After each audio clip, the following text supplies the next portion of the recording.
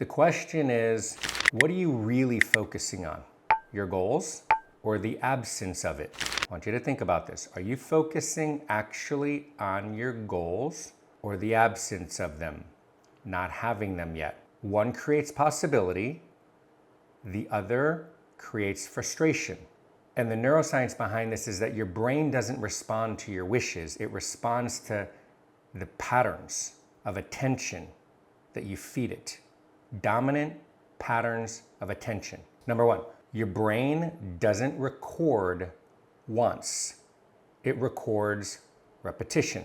So if you don't know about this, the Reticular Activating System, RAS, it's the filtering system for our brains, determines what information deserves your attention, and so you don't see the world objectively. You see whatever your brain has been trained to notice.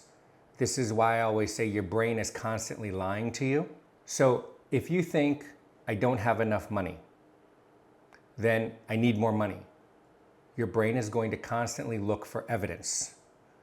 If you're constantly thinking, I'm building a multi-million-dollar business, I'm building an Academy Award-winning career, then your brains are going to look for opportunities. It's not magic, it's the attention. Studies show that the reticular activating system and selective attention demonstrate that attention filters your perception. So there are many, but you can look up the classic selective attention experiment that Simons and Chabris did called the invisible gorilla. It illustrates how attention determines what we consciously perceive. Anyone familiar with this? They were given a group of people to receive some kind of information. And so they were to watch and see what was going on. And then what happened was they had someone walk by in the background in a gorilla costume, but the majority of people didn't even notice that there was this gorilla walking through the background because they were told to then receive certain pieces of information and observe, but then they completely missed the gorilla in the background. That was the invisible gorilla experiment. So your brain isn't asking, what do I want? It's asking, what should I keep looking for? And then it's going to start to search. Point number 2, I love this one. The brain learns through prediction, the predictive process. Modern neuroscience is increasingly views the brain as a prediction machine. Why? Because instead of reacting to reality, it predicts it. Have you ever found yourself saying, well, I already know what's going to happen? Well, because what usually happens is, and then your brain starts to go there. If what you're saying to yourself daily or throughout the day, I'm behind, or I'm a little behind, I got to get caught up, I'm overwhelmed, the brain will predict failure.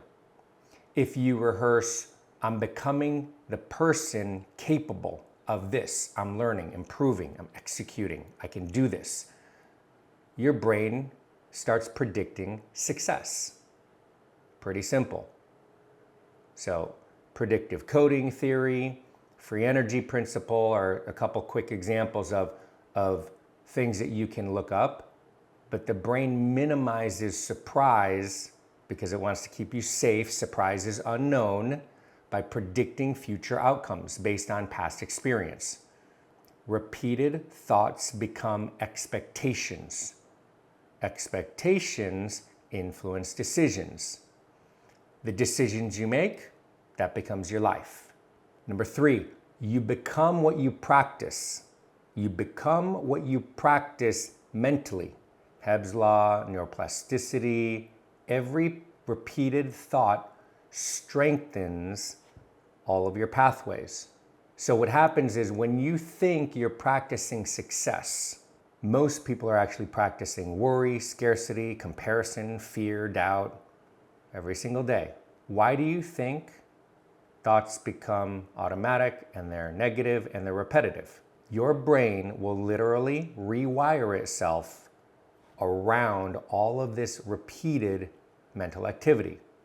So when they repeat over and over, this is why immediately when you go to do something, when a thought comes up, when someone suggests something, your brain will stop you. Yeah, that's not a good idea. I don't know about that, because it's already predicting what's not going to happen or the problem with it, the fear of it, and it's predicting something negative. Number 4, your identity always wins. This has to do with your self-image. People rarely outperform the identity they believe about themselves. If the dominant thought is, I'm trying to become successful, what are you actually reinforcing? I'm trying. You're reinforcing that you're not there yet. You're not successful. Instead, if you say that I am becoming someone who executes, I am someone who keeps their promises, I'm a problem solver. Identity helps to create behavior. Behavior will reinforce your identity. Last one, your attention is your most valuable asset. Modern neuroscience shows attention is extremely limited. Every second, every minute that you're obsessing over what's missing is attention that isn't available for everything that you are wanting. Okay, everything you say yes to, you say no to everything else. So if you're thinking negative thoughts, then you cannot be focusing on positive, learning, executing, building, creating, leading. Attention determines behavior, behavior determines results, and then that repeats. Most people, they believe that they're focused on their goals, but they're not actually. They're focused more on the distance between themselves and their goal. That's the reality. Whatever you focus on, you're going to reinforce. Whatever you reinforce is what you're going to become. Where the focus goes, the energy flows. So if you want to change your life, if you want to change completely and not repeat any of those negative things from the previous 6 months, then you cannot just write and set and change those goals. You have to reframe, rewire, and change the way that your brain focuses on them. Practice every single day, all throughout the day. That's what training is.